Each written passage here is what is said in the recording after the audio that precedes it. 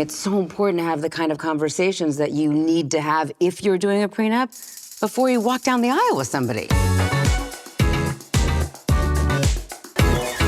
Okay, so Laura, for our next segment, we are going to be playing a fun little game. You know, you've been a divorce attorney to the stars for years, so you've probably seen every situation under the sun. And today we are going to play a game of red flag, green flag, or beige flag to see what you think of some of these specific scenarios. Okay. What's the beige flag for? Beige flag is like kind of innocuous. It's not like a good or bad thing. It's just like a little quirky. Okay. All right, let me get started then. Yeah. So you're with someone, or one partner buys the other partner a lot of gifts. Oh. Okay. Red flag, huh? Red flag, because What? you know what? I've been in a relationship where I had someone who bought me a lot of gifts and they were overcompensating for a lot of other issues in the relationship. Anytime we'd get into a fight, they'd buy a gift, but they wouldn't apologize. Because I have that experience, I think like buying too many gifts is a red flag. Next one, they won't tell you how much they make. Oh. Wow. I don't know if I want to know how much they make. Really? Why? I mean, at some point, if you're going to move in together or Yeah. have kids or get married, yes. But like if you're just dating, I mean, if they're being secretive about finances, yeah. I don't know that I need to discuss what each of us make. Again, unless we're having some kind of a commitment, contractual relationship. Okay, Okay, that's can fair. I change mine? Oh, Because you I would you say like the that same now? thing. Yeah, because like until it gets serious. Yeah. Beige, Like on the and first then date, you wanna Maybe talk I'm about crazy. I like to ask about, you know, their career aspirations and get a sense of that like pretty You're not early crazy. on. That's good. That is a Yeah. good thing. I get that. I just, you know, for me. Yeah, okay, beige. fair. I wanted to use the beige flag too. Okay, so the next one, they want to start a joint account once they're married. Oh, I like that. Yeah, me too. Okay. As long as nice. they both have separate accounts Yeah. still, Yes. I think a joint account is good because then you don't have to be paying each other back. You're each Yeah. contributing to the joint account. Exactly. Okay. Huge Yeah. green flag. Agreed. Okay, they want to be completely in charge of all finances. Oh, no.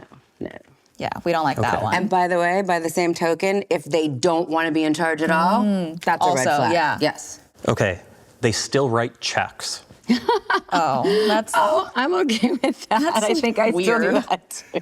I don't even know if I know exactly how to properly write a check. It's just been so long. Well, you have to write cursive too, so that Yeah. like that really tests you. No, you don't. I put don't? checks. I don't even think I know how to write cursive.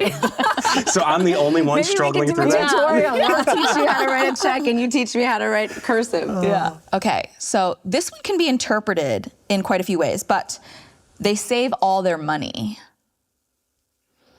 They save all their money? All of it? I think You the gotta- wording is what's getting Yeah. me. Yeah. All. Yeah, I don't Because like you that. gotta spend it.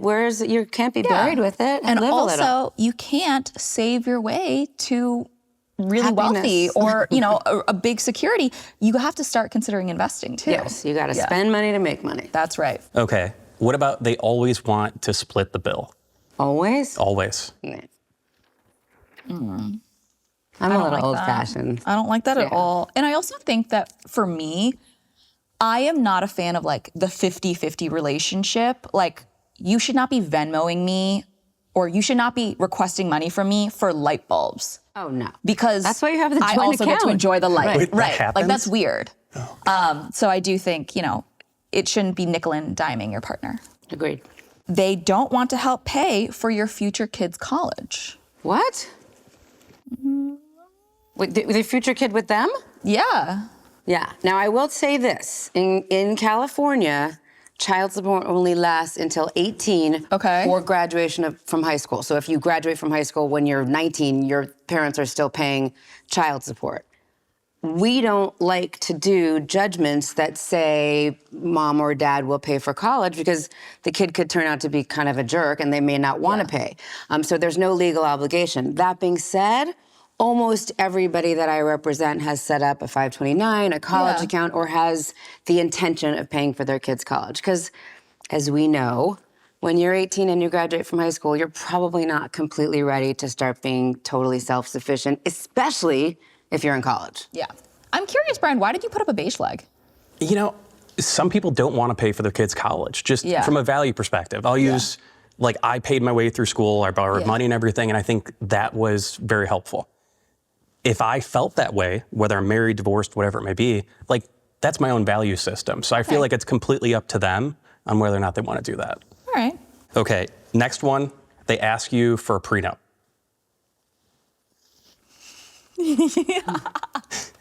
All of us, holler prenup. We want prenup.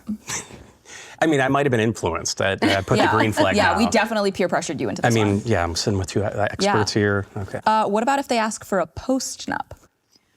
That's, I think, still okay. Those Yeah. are more difficult, and we'll talk about it. But if they ask for a postnup maybe 10, 15 years in, that may be a bit of a red flag, because you'd be like, why do you want that? But generally, there's a reason. It's not just like, we're planning for divorce, so I'm going to get the law down now and then leave you a month later. So it could be either of these. Okay. Okay, let's say you're 6 months in dating someone, and you find out they have a lot of debt.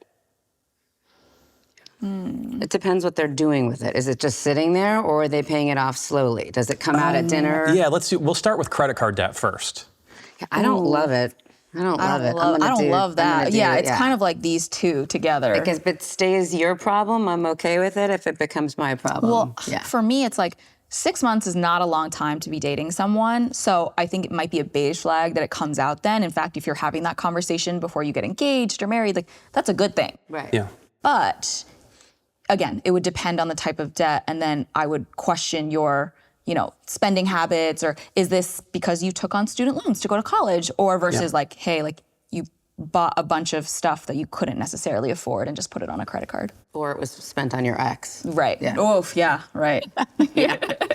Yeah, but it's good clarification. But debt, at the end of the day, will add stress to any relationship. Very so true. I think that's one thing where it could just kind of set you up to have more stress, expose you to more opportunities for it not to work out too. So. Totally. All right, one random question. Let's say someone asks for a prenup and the other person's apprehensive. Apprehensive is fine. Apprehensive, yeah. Okay. Set in their no, not good. That's a bad sign.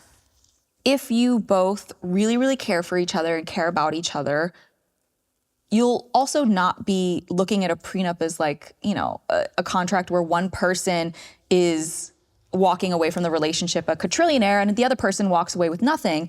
It's really just a document that outlines exactly what happens if it doesn't work, which, statistically speaking, isn't low. And not just if it doesn't work, but what happens during the marriage as well. Yeah. One of the things we put in a lot of our prenups is there will be a joint account, and there will be funds contributed to that joint account each month or each quarter or each year. So how you conduct yourself during the marriage are some ground rules for a prenup. And more than anything, it's so important to have the kind of conversations that you need to have if you're doing a prenup before you walk down the aisle with somebody and enter into a totally different contract that you may not even know the terms of if you haven't done your research before getting married. So, yeah, I think it's important that those conversations are had, and I think that anybody that's completely opposed to it needs a little bit of education. Now, in all honesty, before researching for this episode, I was probably more anti-prenup in general. But then the idea of it being a forcing function to have these conversations and kind of like preemptive planning, then I was like, okay, it kind of like converted a little bit, which is so funny after doing financial planning for so long on a major topic. When you start to gather information about something, you will often change your views about it. And I think a lot of people do that with prenups. They come in with a preconceived notion of what it is, how unromantic, and then many people I'll counsel and they decide that they don't really need one because of how they're going to keep their money and how they make their money. Inheritances in California, completely separate property. So I have parents who call and say, hey, I've got trust fund kids, they're getting married, do we need a prenup? In some instances, I say, no, you don't, because all that money is going to be separate property anyway. As long as their financial planner, business manager, accountant is keeping it in a separate account, you may not need a prenup. Yeah. But isn't it good that they know that? Yeah, and also I like that, I didn't know this, but in the prenup, you can essentially set guardrails for the finances during the marriage. Yes. To your point, it's like almost a financial planning session on the side, and it sets you up for really, really healthy, infrastructure as it pertains to spending while you guys are married. Because as you both know, it's so difficult to talk about money, and it does not go well with romance. Money and romance, huge taboo. I think second to divorce, it's probably the biggest taboo to discuss, and people don't like discussing it. But if you're going to marry somebody, move in with somebody, have kids with somebody, you got to talk about some stuff that's not super romantic or fun. But I do believe that if you have those conversations and you figure out tools for communication around those difficult issues, you'll probably stay married longer. There is data on that shows whether it be like, Catholic people have like pre-Cana or just like education and conversations around money before getting married, significantly higher chance of staying married. So if the prenup is a forcing function for that, all the better. Right, I agree. Okay, that was so much fun. Thank you so much for playing red flag, green flag, beige flag with us. Hi, it's me, Brian Walsh, aka Dr. Money again, to talk about some of the legal stuff. Though I am a certified financial planner professional, your finances are unique. That means anything I talked about today shouldn't be considered advice. Think of it more as high-level education or guidance. And don't forget to subscribe.